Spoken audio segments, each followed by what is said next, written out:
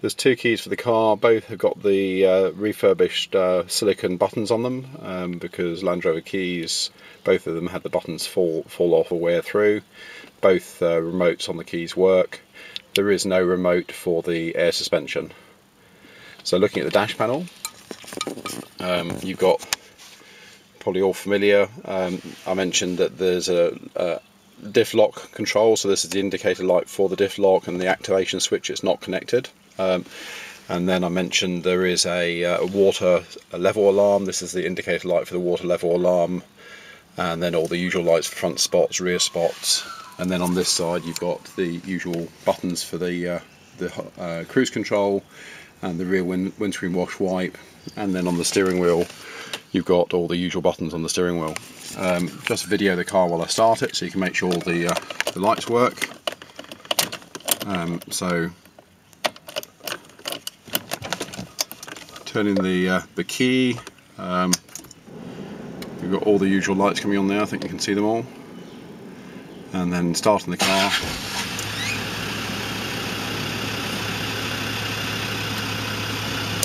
No error lights except for the handbrake, and I'll just take that off to demonstrate that goes off. With regard to the handbrake, I have fitted a new leather gaiter, so that's there, much nicer than the one that was worn out before. And then the rest of the console, down in the middle here you can see the remote, the activation point for the Sony Ericsson Bluetooth.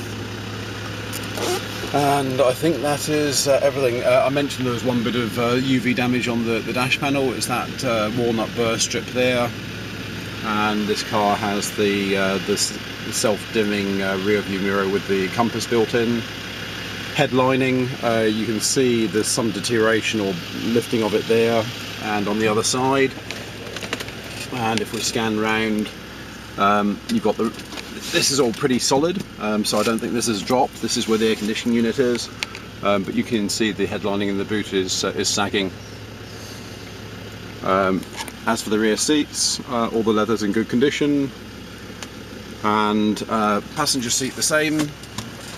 And if I get out, you can see there is some colour deterioration on the leather here, and underneath there you've got a crack where it meets the plastic. So that's the internals. Carpet on the driver's side is a bit dirty, and on the passenger side pretty clean. And then if we go around the back, almost dropped the camera there, you've got the air conditioning controls up there. The middle seat folds up, and that seat is all in good condition. CD players under there, doors, and then both the rear seats are there. Again, look at the headlining from the back, and then this is the rear door tray that I've fitted for picnics with a family. So it's gone on nicely. I have all the original door lining and that speaker enclosure for the rear speakers, so no damage has been done to the door, and all the wiring for the speakers is still in behind there.